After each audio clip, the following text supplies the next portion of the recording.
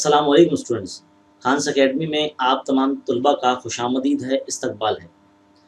आज का जो हमारा टॉपिक है वो है इल्म रियाज़ी हिस्सा अव्वल के सबक नंबर 4 माशी मनसूबाबंदी में हम मजमूआ सवालात की तरफ अब बढ़ रहे हैं। वाज़ह है कि जो मजमूआ सवालात हैं यहाँ पर दो हिस्से हैं, 4A एंड 4B। तो सबसे पहले हम मजमूआ सवालात नंबर 4 4A जो है वो हल करेंगे। तो यहाँ पर हमें कुछ सही मुतबादिल इंतखाब करके जवाब देना है। आप यहाँ देख सकते हैं, पहला सवाल है यहाँ पर कि दर्ज ज़ेल सवालों के मुतबादलात में से सही जवाब का इंतखाब कीजिए। अब यहाँ पहला पॉइंट सवाल क्या बोला गया है कि ज़िंदगी के लाज़मी अशिया पर अशिया और ख़िदमत टैक्स, यानी घरेलू चीज़ जो होती है, जो रोज़ाना हम इस्तेमाल करते हैं, जैसे खाने पीने की जो चीज़ें हैं, उस पे कितना % GST है? तो बी इसका आंसर है, 12% इसका जो है GST उस पर रहता है। जैसे कि अचार वगैरह जो भी चीज़ें हम बाहर से ख़रीद के लाते हैं, है ना, वो सब चीज़ें। नंबर 2, एक ही रियासत में किए जाने वाले कारोबार पर मरकज़ी हुकूमत की जानिब से डैश टैक्स, है ना, महसूब किया जाता है। मरकज़ी हुकूमत की तरफ से SCGST होता है, यानी ऑप्शन बी जो है वो सही जवाब है। फिर इसके बाद जो अगला सवाल है बच्चों, क्या लिया गया है कि सवाल नंबर 3 में हमारे मुल्क में डैश तारीख से अशिया और ख़िदमत टैक्स का निज़ाम नाफिज़ किया गया।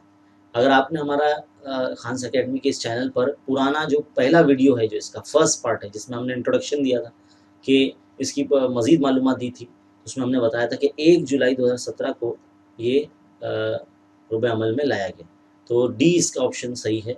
नंबर 4, स्टील के बर्तनों पर अशिया ख़िदमत टैक्स की शरह 18% है, तो उस पर रियासत को अशिया ख़िदमत टैक्स की शरह महसूब कीजिए। देखिए, GST जो होता है वो दो हिस्सों से मिलकर बना था, CGST और SGST।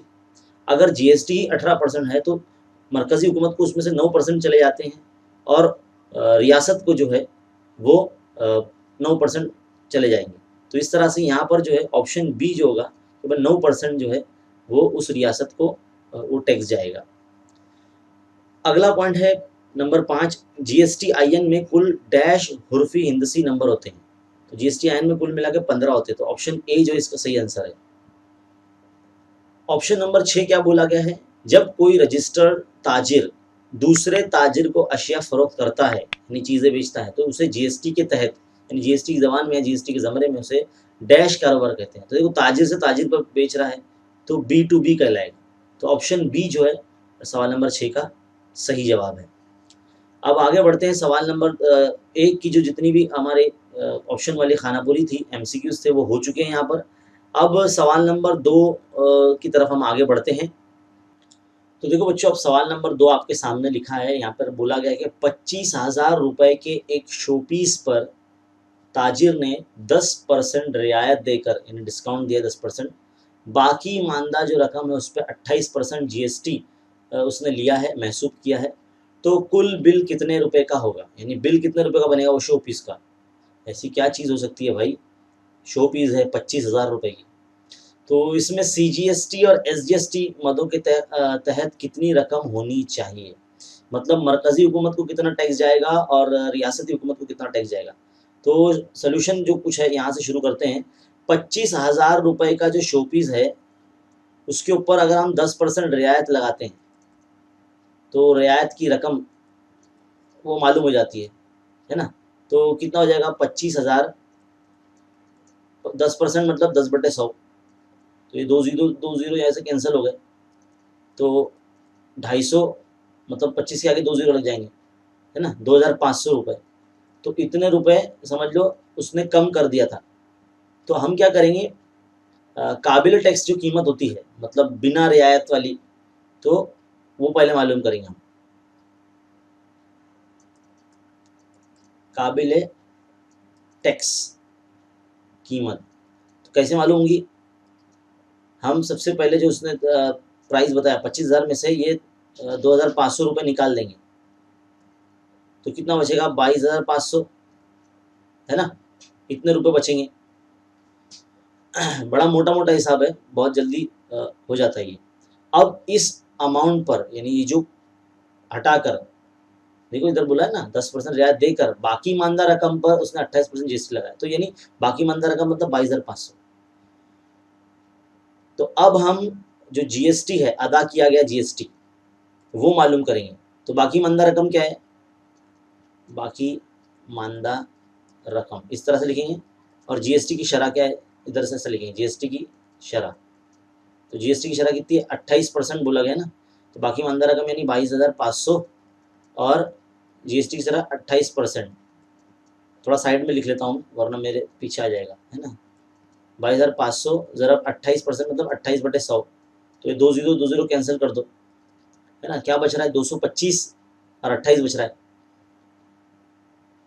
तो 225 को 28 से ज़रब कर देंगे तो 6,300 रुपये कुछ आता है ना। तो 6,300 रुपये आपको हासिल हो जाएंगे। फिर इसके बाद आपको क्या बोला गया है, बिल कितने रुपए का बनेगा बोला ना, तो बिल कितने रुपए का बनेगा। तो देखो ये काबिल टैक्स कीमत जो उसकी असल कीमत थी वो, और ये जीएसटी, इन दोनों को प्लस कर देते हैं, यानी ये अमाउंट और ये अमाउंट को प्लस कर देते हैं तो हमको मालूम पड़ जाएगा। तो हम यहाँ लिखेंगे बिल, लिख देते हैं बिल, बिल की रकम, है ना, ऐसे लिख देते हैं।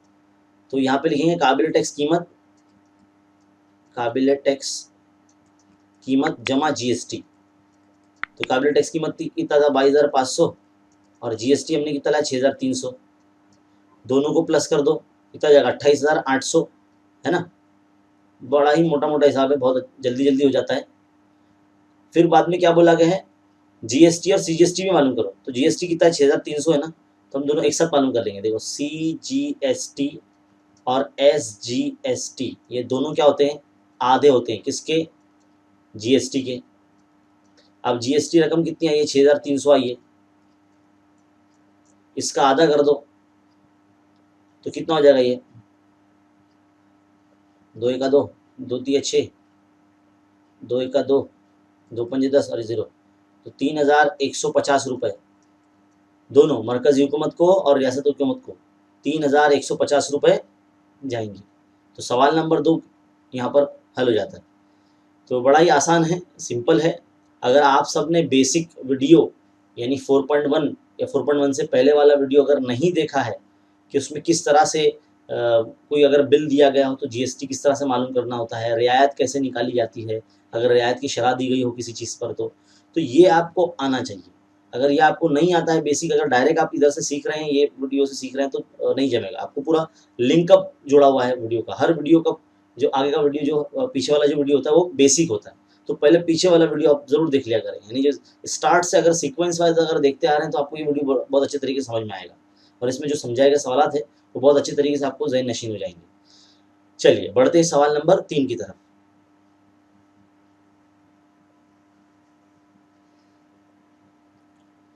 तो देखो बच्चों, सवाल नंबर 3 क्या बोला गया है कि एक रेडीमेड कपड़े की दुकान में 1,000 रुपये कीमत के मलबूस पर, यानी 1,000 रुपये का एक कपड़ा है, उस पर 5% रियायत दी गई है, छूट दी गई है एक हिसाब से। बाकी जो रकम है 5% रियायत के से पहले वाली जो रकम है उस पर 5% का जीएसटी लगाकर फरोख्त किया गया है, तो वो कितने रुपए ग्राहक को मिलेगा, मतलब जो कपड़ा है वो कितने रुपए में मिलेगा उसको। तो ये हमको मालूम करना है। सबसे पहले जो इस 1,000 रुपये पे जो रियायत है वो लगा के देखिए कि बिना रियायत की कपड़ा कितने रुपए का है ना। तो क्या करेंगे हम, आपको सबसे पहले जब आप लिखेंगे तो आपको पूरा दिया हुआ पूरा लिखना है कि रेडीमेड कपड़े दुकान में 1,000 रुपये कपड़े की कीमत है, 5% रियायत है, जीएसटी की शरह 5% है, ऐसा सब आप लिखें अच्छे तरीके से, और फिर इस तरह से लिखें जैसा हम बता रहे हैं, है ना। तो क्या होगा, रियायत की जो रकम है वो कैसे मालूम हो जाएगी, वो 1,000 रुपये का जो कपड़ा है उस पर 5% रियायत की शरह लगाएंगे। तो 1,000 रुपये ज़रा 5% की रियायत मतलब 5/100, 2 0 2 0 इस तरह से कैंसिल हो जाते हैं, तो क्या बचता है 5 × 50 यानी 50 रुपये कम, तो रियायत की रकम आ गई। अब आप क्या करेंगे, जो काबिल टैक्स कीमत मालूम करेंगे उस कपड़े की, यानी जो बिना रियायत के है कीमत, उसकी काबिल टैक्स कीमत। तो काबिल टैक्स कीमत कैसे मालूम होगी, जो उसकी असल कीमत है जो पहले बताई गई सवाल में, 1,000 में से जो रियायत की रकम है वो माइनस कर दीजिए आप। तो 1,000 में से अगर 50 रुपये निकल गए तो कितना बचा, 950 रुपये। तो ये उसकी काबिल टैक्स कीमत है उस शर्ट की। अब आगे क्या बोला गया है कि बाकी रकम पर, इधर लिखा ना बाकी रकम पर 5% जीएसटी है। तो देखो बाकी रकम यानी ये 950 रुपये। तो अब हम जीएसटी अदा किया गया, जीएसटी अदा किया गया जीएसटी। तो कैसे मालूम करेंगे, जो काबिल टैक्स कीमत है 950 रुपये उस शर्ट की, उसके ऊपर जो जीएसटी कितना 5% है वो लगाएंगे। देखो 950 ज़रा 5/100 कितना हो जाएगा, ये 10 कैंसिल, फिर 5 का 5, 5 दूनी 10, 95 को 2 से अगर तकसीम करेंगे तो कितना आ जाएगा 47.50, इतने रुपए आ जाएंगे। यानी इतना जीएसटी उसने जो है वो कपड़ों पर अदा किया। अब सवाल में क्या बोला गया कि फरोख्त किया गया तो वो कितने रुपए में ग्राहक को मिलेगा। तो यानी ग्राहक के जरिए खरीद कीमत हमें मालूम करनी है। तो खरीद कीमत कैसे मालूम करेंगे, जो हमने काबिल टैक्स कीमत मालूम की थी 950 रुपये, उसमें जो जीएसटी इन रुपीज़ है जो हमने निकाला है, अदा किया गया जीएसटी 47.50, वो प्लस कर देंगे तो कितना आएगा 997.50, इतने रुपए आ जाएगा। तो जो ग्राहक है उसको इतने रुपए देने पड़ेंगे। तो इस तरह से सवाल नंबर जो 3 है, जो कि बहुत ही सिंपल है, आसान है, वो यहाँ मुकम्मल हो जाता है। चलिए बढ़ते हैं सवाल नंबर 4 की तरफ। तो बच्चों देखिए सवाल नंबर 4 क्या लिखा है यहाँ पर कि सूरत गुजरात में एक ताजिर ने 2.5 लाख काबिल टैक्स कीमत के सूती कपड़े राजकोट गुजरात के ताजिरों को फरोख्त किया। तो उस कारोबार में राजकोट के ताजिर को 5% शरह से यानी जीएसटी की शरह से कितना अशिया खिदमत टैक्स अदा करना हो, यानी जीएसटी इन रुपीज़ मालूम करना है हमको। कितना सिंपल और आसान सवाल है, बहुत ही छोटा सवाल है। देखिए ये 2.5 लाख रुपए का मतलब कितना होता है, 2,50,000 है ना। तो 2.5 लाख आपको लिखते हुए आना चाहिए। बहुत से बच्चे जो लिखने में थोड़ी सी मिस्टेक कर देते हैं। तो काबिल टैक्स कीमत जो है यहाँ पे लिखते हैं हम काबिल टैक्स कीमत। तो काबिल टैक्स कीमत कितनी है, 2,50,000 रुपये, है ना, इस तरह से। अब इसके ऊपर 5% जीएसटी लगाना है। तो यहाँ पे लिखेंगे हम जीएसटी की शरह, जीएसटी की शरह पूरा लिख देना है आपको, चाहे 5% है तो 5% की शरह लगाना है अपने को। तो अदा किया गया जीएसटी, इधर लिखेंगे अदा किया गया जीएसटी, ऐसे लिखना है आपको। और वहाँ पे बताना है काबिल टैक्स कीमत जो है 2,50,000, उस पर 5% आप जीएसटी लगाएंगे। तो किसा लिखेंगे 2,50,000 ज़रा 5% यानी 5/100। तो देखो 2 कैंसिल हो गए, 25 पंजे कितना होता है 125 होता है, और ये 2 0 यानी 12,500 रुपये जीएसटी उनको देना पड़ा। सिंपल हो गया है। बहुत ही आसान सवाल था क्योंकि इसमें काबिल टैक्स जो कीमत पहले ही दे दी गई है और 5% जीएसटी की शरह दी गई है। तो जीएसटी मालूम करना बहुत आसान हो जाता है। हमें अशिया खिदमत टैक्स यानी जीएसटी मालूम करना है। तो इतना सही सवाल का इसका सलूशन है। उम्मीद है आपको ये जो पहले 4 सवालात है अच्छे तरीके से समझ में आए होंगे। चलिए अब बढ़ते हैं सवाल नंबर 5 की तरफ।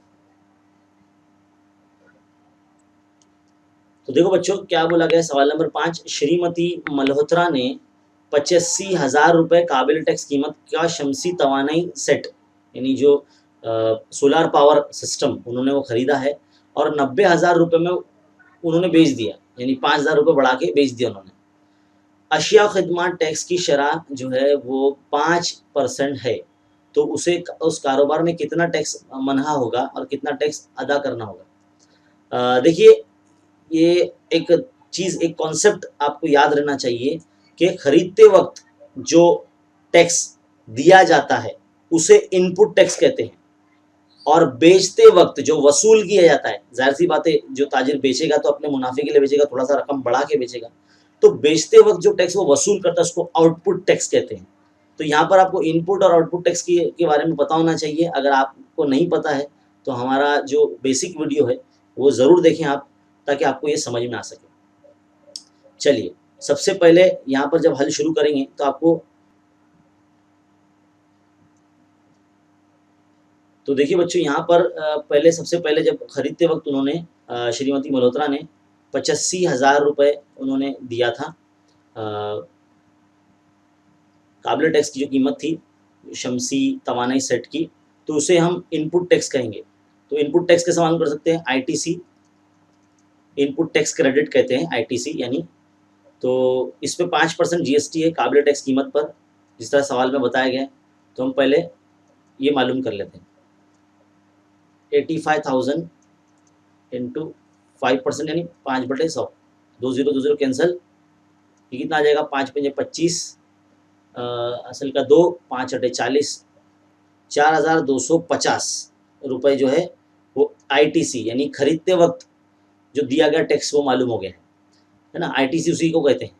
अब इसके बाद बारी आती है आउटपुट टैक्स की। तो आउटपुट टैक्स कैसे मालूम करेंगे? बेचते वक्त जो वसूल किया जाए टैक्स हो जाता है उसको कहते हैं। तो 90,000 पर 5% टैक्स है, तो कैसे मालूम करेंगे? 90,000 5% यानी 5/100, तो 2 0 कैंसिल, 5 9 45 और ये 2 0 यानी 4500 रुपये आउटपुट टैक्स हुआ। तो उनका अदा करता जीएसटी कितना आएगा? अदा किया गया जीएसटी वो कैसे मालूम करेंगे? इन आउटपुट टैक्स में से इनपुट टैक्स यानी आईटीसी माइनस कर देंगे। तो 4,000 4,500 में से 4,250 रुपये माइनस कर देंगे, तो कितना बचेगा? 250 रुपये बचेगा, है ना, 250 रुपीज़। तो इस तरह से ये सवाल तो यहीं पे ख़त्म हो जाता है, क्योंकि हमको कितना टैक्स अदा करना होगा ये तो यहीं पे मालूम पड़ गया। देखो इतना टैक्स उन्होंने अदा किया खरीदते वक्त, और कितना मनहा किया गया। मनहा मतलब कितना, मतलब इसमें गया है खरीदते और बेचते वक्त का जो फ़र्क है वो। तो देखो इतना जीएसटी 250 रुपये है। अब इसमें से सीजीएसटी और एसजीएसटी भी अलग अलग हुए होंगे, तो वो हमको यहाँ बोला नहीं गया है, वरना अगर बोला जाता तो अभी वो भी मालूम करते हैं यहाँ पर। तो इस तरह से ये जो है ये मुकम्मल हो गया यहाँ पर सवाल। तो ये 5 सवाल है जो इसका सलूशन हम आपको दे रहे हैं। उम्मीद है ये जो शुरुआत से आखिर तक अगर आपने देखा है तो आपको अच्छे तरीके से समझ में होगा, आपका कॉन्सेप्ट क्लियर हुआ होगा। और ऐसे मज़ीद वीडियोस देखते रहने के लिए चैनल पर बने रहिए और ज़्यादा से ज़्यादा बच्चों में शेयर कीजिए। यहाँ पर पूरा सिलेबस आपको मिलेगा, और ऐसी तरह देखते रहिए, सीखते रहिए, बने रहे खान्स अकेडमी के साथ। शुक्रिया।